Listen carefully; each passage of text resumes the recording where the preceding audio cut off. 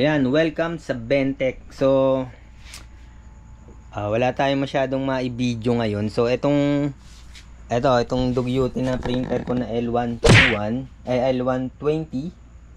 Yan, na-stock ng matagal. So, tingnan natin kung okay pa yung print. Huling ginamit ko to siguro mga 3 weeks ago. Kasi meron pa akong isang L121. Yan, no? So, check natin kung okay pa yung aking printer na L120. Yan. So, wala na siyang kaha. Putol to. Ayun nga, dugyutin niya yan. May nag-comment na dyan na ano. So, masyado kasi tayong matipid. Ito yung scene range natin. No? Yung nag-iisa. Kailangan nang mag-retard yung scene range natin. Sa sobrang tipid ko. Ayan. Wala na yung goma. So, wag daw magtipid. Kaya, bumili na ako ng pang sack ng damper. 4, saka pang refill na rin. Kaya 4 para pag nag-refill, kasi tamad talaga akong magana, isa lang talaga yung ginagamit ko eh. Kasi pagdating dito sa scene range, pag naghihigop ka sa damper, dapat puro pa ganun lang. Once kasi na ganun mo, nahahalo na yung kulay dun sa damper pag isa lang yung ginagamit mo. Pero yun nga, para mas safe, hindi masyadong maging madumi yung ano mo, gawa mo, bili ka na lang ng 4. Ayan, 4 plus yung may hose. Ayan.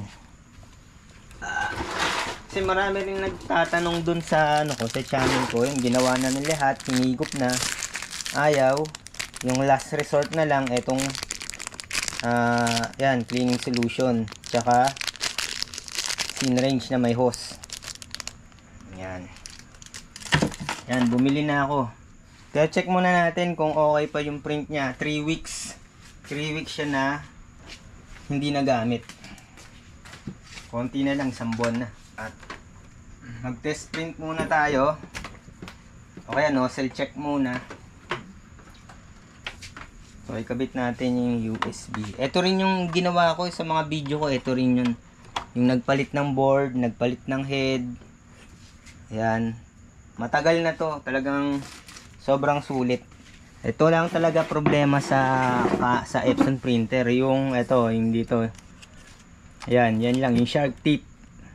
Yung roller marks. Yan ang problema. Tsaka feeding ng makapal na papel. Yan ang hindi niya kaya talaga.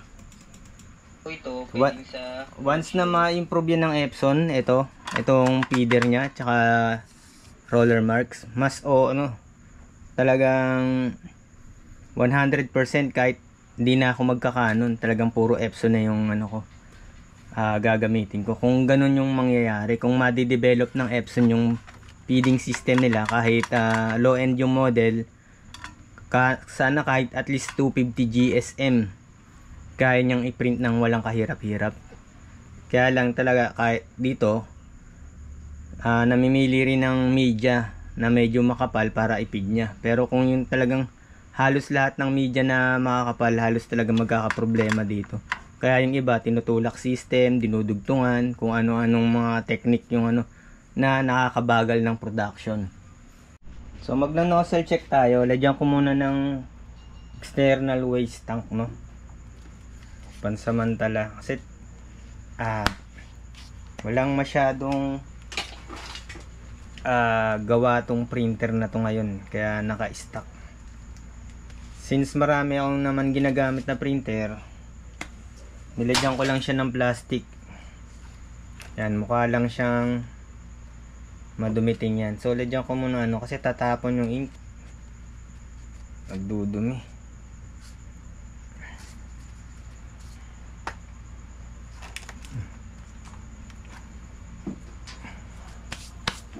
So, i-nozzle check natin to kung okay pa. Ngayon kung hindi, hihigupin natin. So, nozzle check.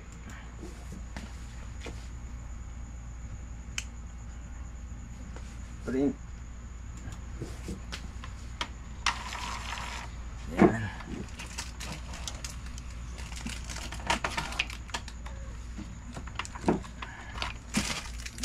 Mga ka-printing, mura lang naman ito, kaya mas maganda siguro kung meron kayong stock na ganito.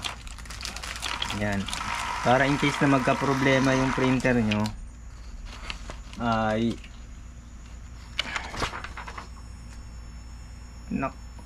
ayun lang yung bungi, yung black lang isa. Tapos yung magenta, 3 weeks siya na stock. So head clean natin. Head clean natin. Isang head clean lang. Ayan, start. Ayan. Yung forging unit, yan yung humihigop ng ink. Sinasak niya yung ink dun sa head na nanggagaling dito sa damper. Tapos itong damper, kumukuha ng ink dito sa tank. Kumbaga, yung forging unit dito, yung pang tumutunog na ano, siya yung scene range.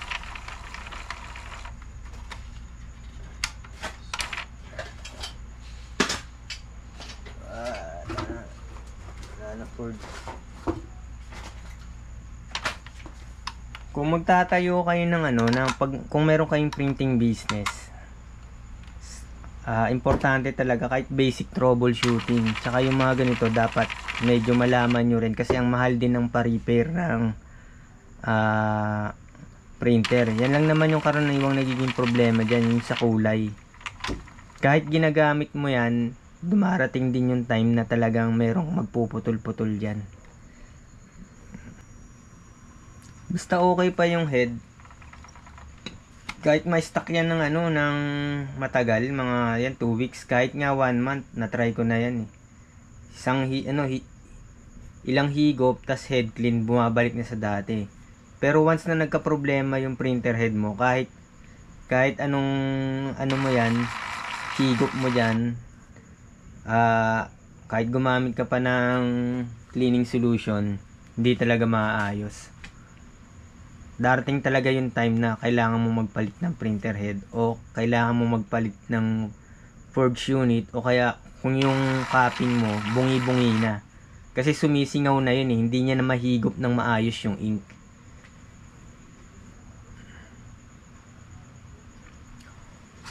Hindi talaga may iwasan yung alikabok. Kahit lagyan mo pa ng plastic, alikabukin at alikabukin pa rin. Dito tayo mag-print na.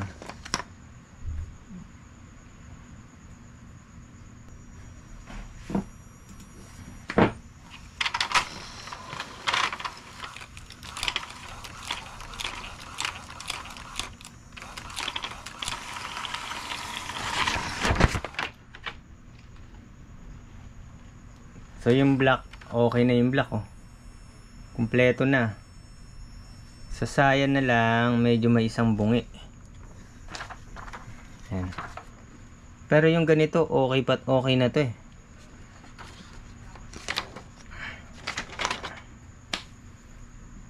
Ngayon, kung halimbawa, kung bungi-bungi na yan, ganito yung nag-head clean kayo, unang paraan. Yan na. Head clean, dito lang yung sa utility maintenance. Utility maintenance sa computer yon dito. Ayan. Ayan, head clean. Ito, head clean. Ayan, power flashing. Yan lang yung gagalawin mo. So, halimbawa, ay talagang bungi-bungi. Ang gagawin mo, yun nga, may scene range ka. Sa waste hose lang. Kasi sa waste hose, pag okay yung capping, okay yung forge unit mo, kailangan may lalabas na ink dito sa may dito sa may waste hose. So kailangan mo ng scene range. So ito na lang yung gamitin ko. Ito bago. Kailangan yung ink sa dito sa tangke ay may laman, kasi kung walang laman yan, hihigupin yan. Kailangan kompleto para yung mapipil niya ng ink tong yung etong mga hose. Kasi pagka may mga ano yan, na ano niya ng hangin, parang puro bubbles na lang, hindi siya makakahigop ng ano, ng ink. Yung black, okay pa yung black. Okay pa yung black. So ganito yung gagawin nyo. Kung sakaling putol-putol, applicable naman to sa ano, Epson printer. Kahit sa ibang model, basta ma-access nyo yung waste hose. Ito yung waste hose. Yan. Yan, pag L120 nandyan lang yun. Yan. Pag L3110, L3210, kailangan mo yung iangat yung scanner para ma-access mo yung ano, yung waste hose.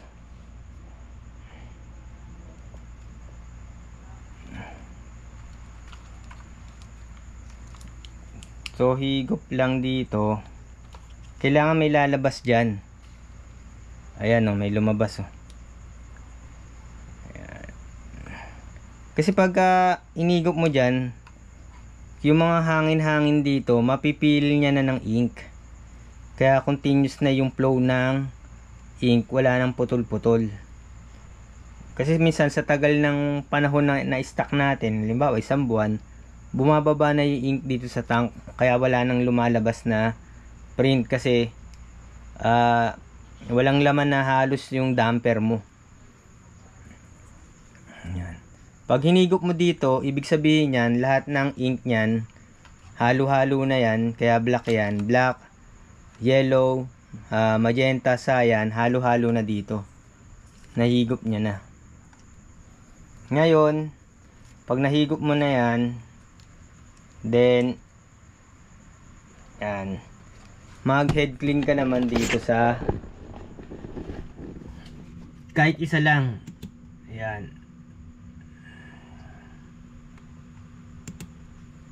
start.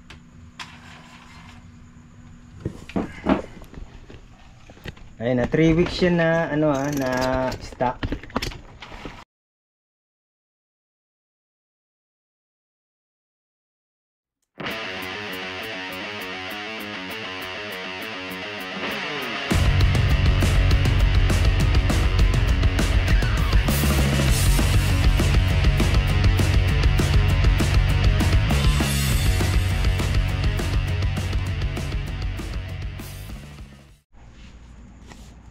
So lalagyan ko ng sapin dito. Yan.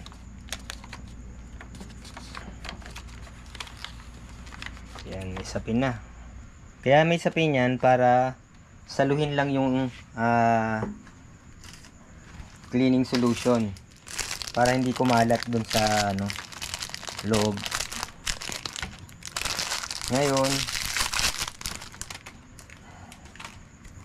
gamit tayo ng cleaning solution. Tanggalin ko na itong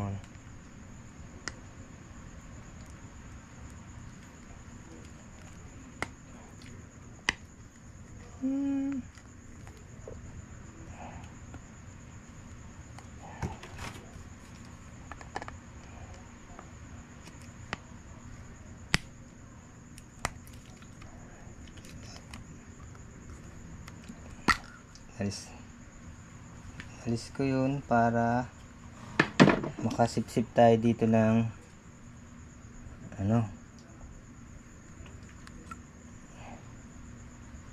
Ayan, huwag masyado marami, hindi naman masyadong ano barado. So ngayon gagawin nyo,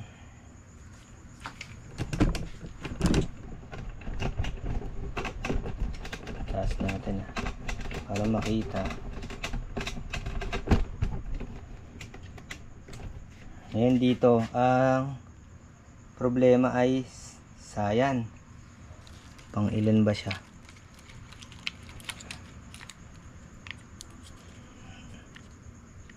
Nasa dulo. Nasa dulo. So ito yun. Yung dulo. So ito ilalagay nyo dito.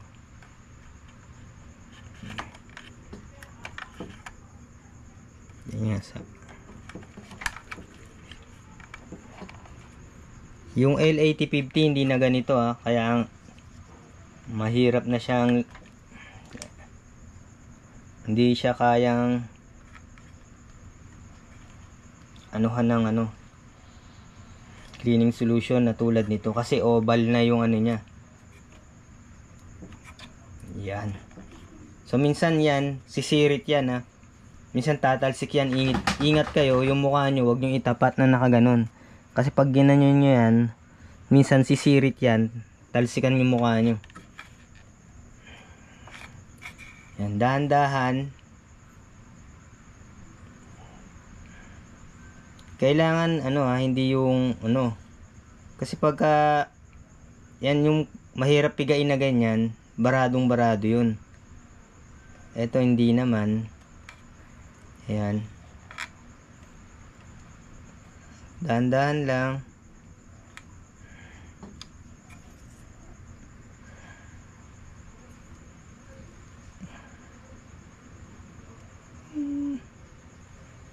Ganyan lang yung gagawin nyo. Yan, nilalabas yan dito. Ayan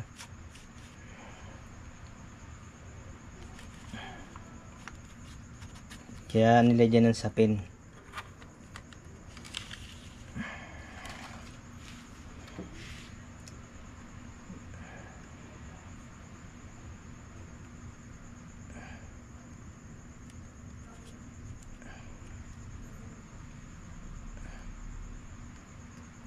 Yan.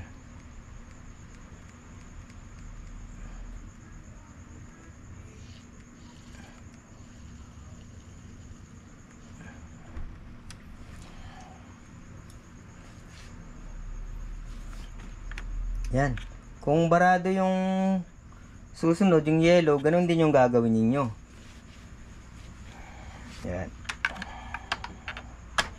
Yan. Tapos para umangat na, tulad nito yung black, medyo konti na. Kung konti na rin yung laman ng pwede nyong higupin yan. Ito. Higupin nyo sa damper. Yan. Hop. Diba?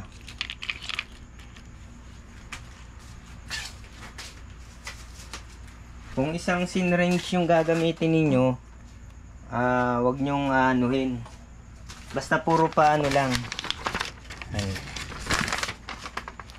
So ibalik na natin yung mga damper. Pero ito kulang ng yan. Basta puro pa ganun lang kasi yung kulay maghahalo. Pinanghigop ko na to sa sa ibang kulay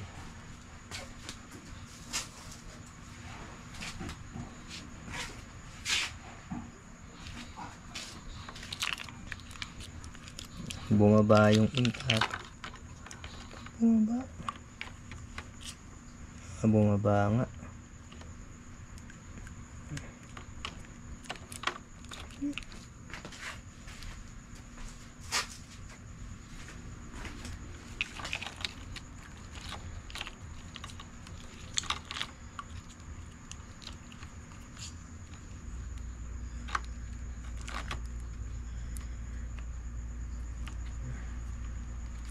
Kasi babalik na natin.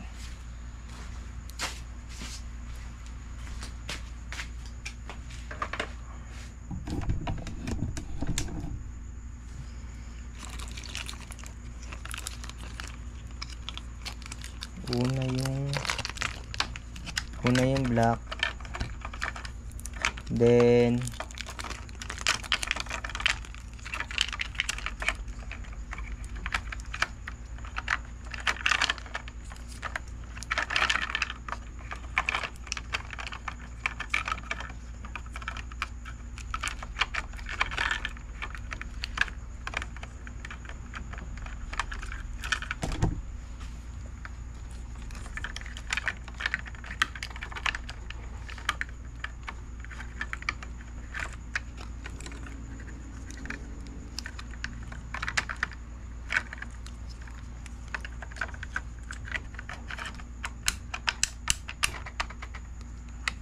Yan, naputol na kasi yung ano nito eh.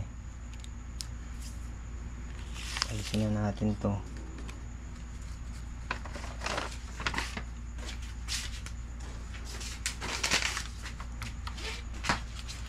Then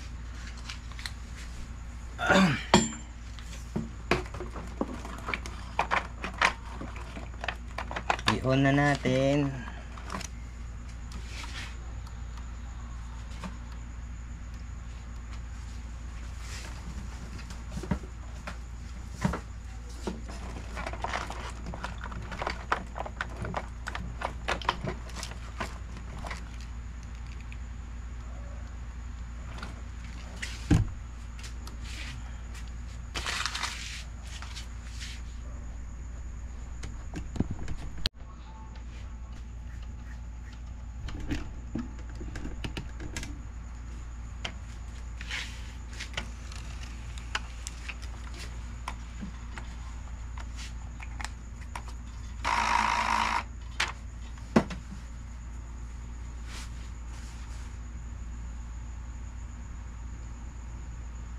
Yan.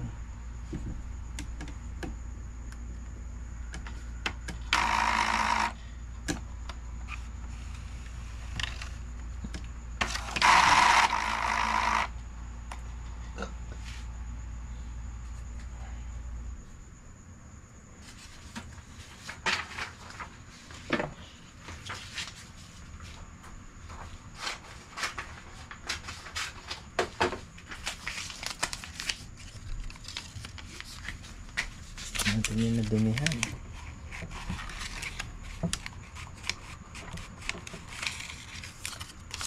Yun lang.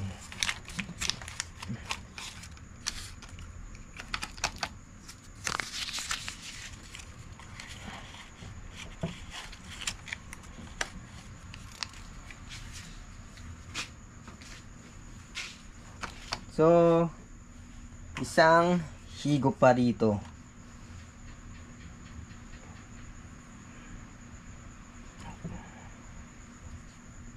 Para maganda yung continuous flow ng ink. Yeah.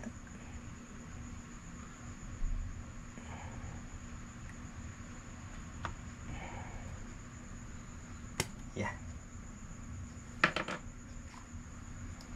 Tapos ibalik. Tapos isang head clean. Head clean dun sa computer na. Sa computer yung head clean. Yan. Yan. Dyan. Tapos, ayun. Pinakita ko lang to pero kanina para sa akin goods pa yun. Kasi na-stock siya ng mga 3 weeks.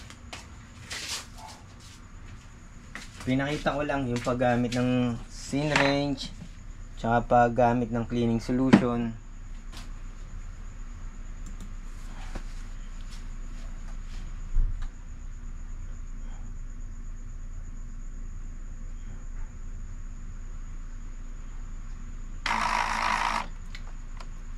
Yan, nag-head clean na siya.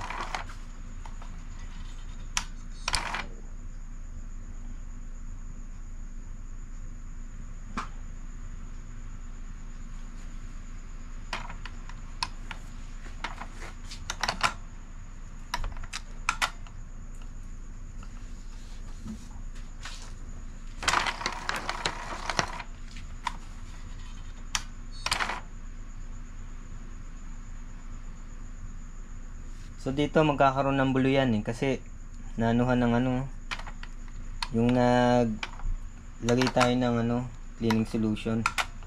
Pero pag napadaanan yan ng napadaanan, mawawala rin yan.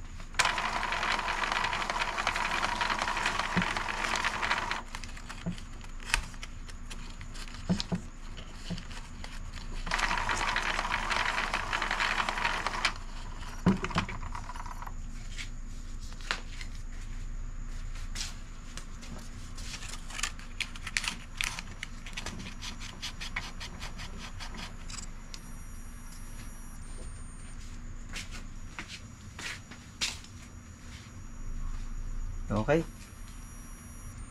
Nozzle check.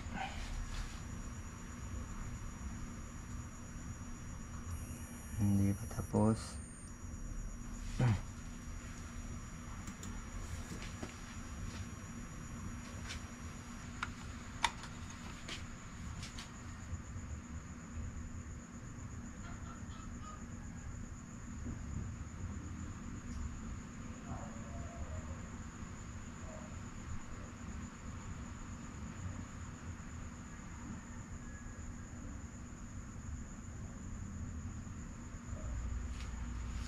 So, nozzle check na.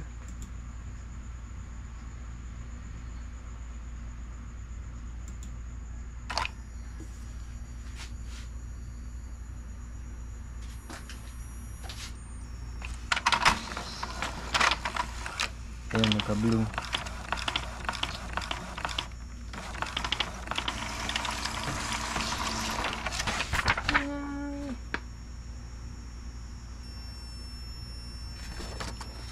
Isa ba?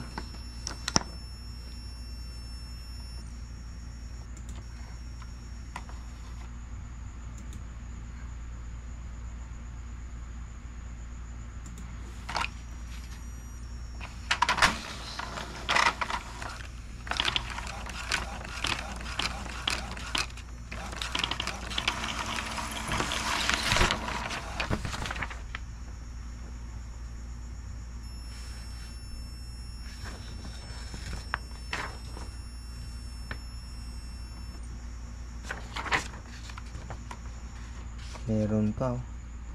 Yan yung sinasabi ko, kahit anong head clean mo, may time talaga na ano, na hindi talaga nako-complete yung ano. Pero yung mga ganyan, hindi pa yan masyadong nakaka-apekto. Maganda pa yung print niyan. Pero may time na ano, kahit isang guhit, makikita mo na yung ano, difference. Iba-iba rin kasi yung sitwasyon ng printer.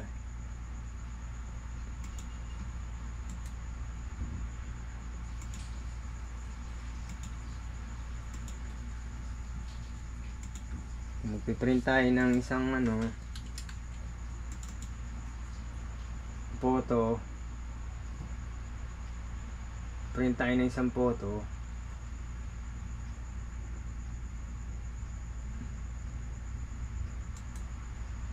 Yung may sayan, no? Yung may sayan.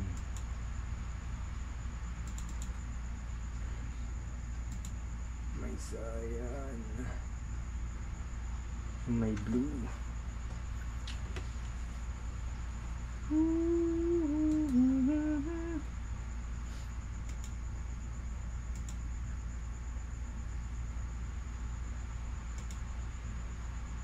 A4 4x6 lang. Print.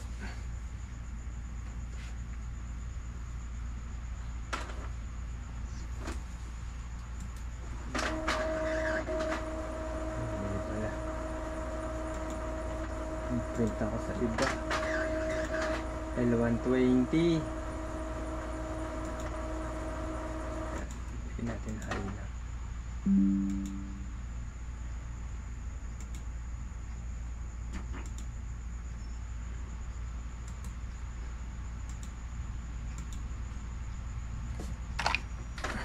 Yan, nag-print ako ng isa.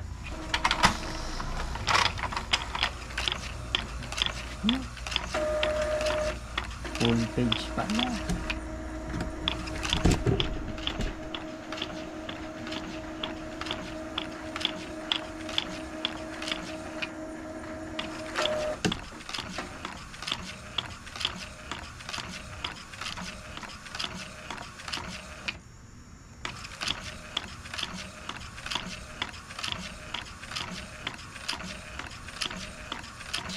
Tingin ko okay pa rin naman. Kahit na.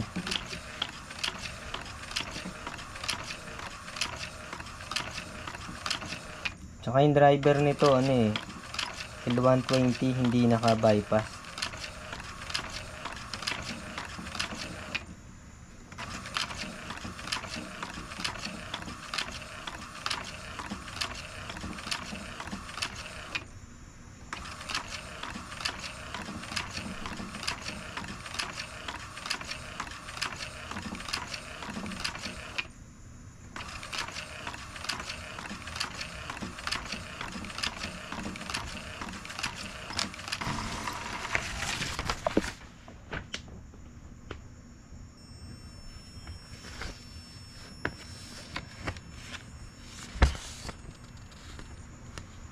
Goods pa naman.